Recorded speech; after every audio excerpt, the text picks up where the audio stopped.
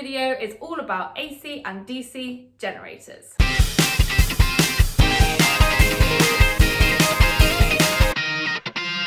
So, from our previous work on electromagnetic induction, we found that if you get a conductor, like a wire, and move it relative to a magnetic field, you can induce a potential difference across your wire and, if it's part of a complete circuit, a current. And it's all to do with the relative movement of your conductor and the magnetic field. So you could pull a wire through a magnetic field like this, or you could move a magnet relative to a solenoid like this. Both will induce a potential difference across your wire.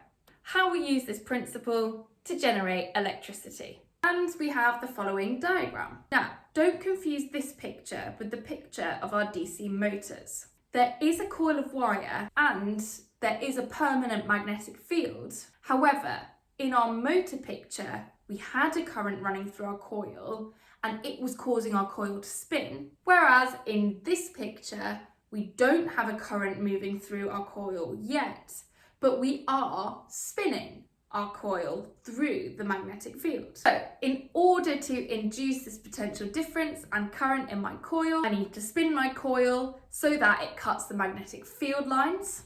I'm going to pull the left-hand side of this coil upwards and the right-hand side of this coil downwards to spin this coil clockwise. This will mean that my current flows around the coil in this direction. Don't need to be able to find the direction that the current will flow in. And if I'm thinking about my green side and orange side of my wire, that would make my green side of my wire positive and my orange side of my wire negative. Once this coil has flipped through 180 degrees, my green wire and my orange wire will have swapped places, like this. Since I'm still pulling up on my left-hand side of the wire and down on my right-hand side of the wire, my current still flows through this direction here. But this now makes my orange side of the wire positive and my green side of the wire negative. Once it flips through 180 degrees again, we're back to my original position, with my green side of the wire being positive and my orange side of the wire being negative. So now we need to think about connecting this coil to an external circuit and how we can make that external circuit have either AC current delivered to it or DC current delivered to it. Let's think about the AC current first, and this type of generator is called an alternator. Let's call my connections to the external circuit terminal A and terminal B. And in my alternator, I'm going to keep my green side of the wire always attached to terminal A and my orange side of the wire always attached to terminal B. And since we found that my green side of the wire goes positive, negative, positive, negative, positive, negative, and vice versa for my orange side of the wire, that will mean that my terminal A goes positive, negative, positive, negative, positive, negative, and terminal B vice versa. Hence delivering an alternating current to my external circuit. So my conclusion is, in order to get an alternating current in my external circuit, I need to make sure that my contacts, the attachment of my green and orange wires to the external circuit, remain the same. In other words, green is always connected to terminal A and orange is always connected to terminal B. So this seems a bit counterintuitive.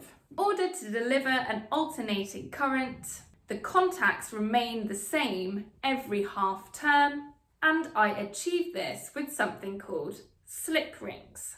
So my diagram for an alternator looks like this. And for completeness, here's my alternator in different positions throughout its spin. The graph for my alternating potential difference and current should look like this.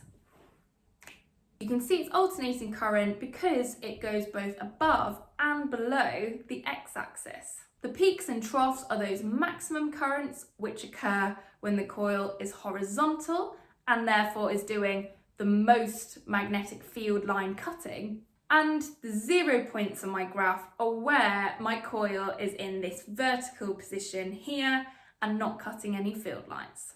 Okay, now let's think about how we can deliver a direct current to my external circuit. So if we remember, my green side of the wire was going positive, negative, so on, and orange, negative, positive, and so on. And my external circuit has terminals A and terminals B.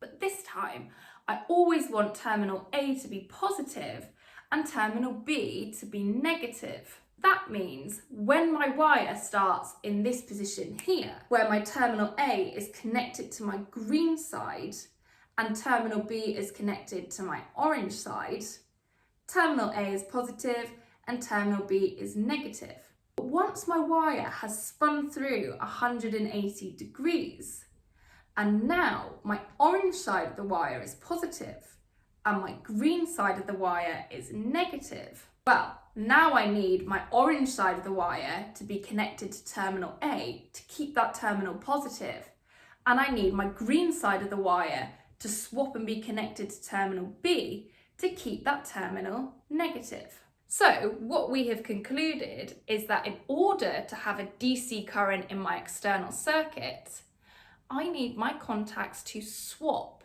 every half turn.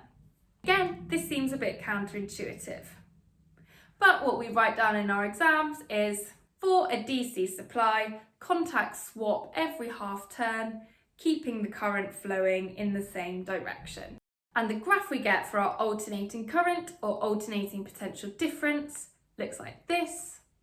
Even though it's going up and down, up and down, up and down, this is still a direct current because it does not cross the x-axis. The up and down just show the size of the current getting bigger and smaller, rather than the current changing direction. Again, when my coil is in these positions here, that is when I get my maximum current because of my maximum cutting of the field lines.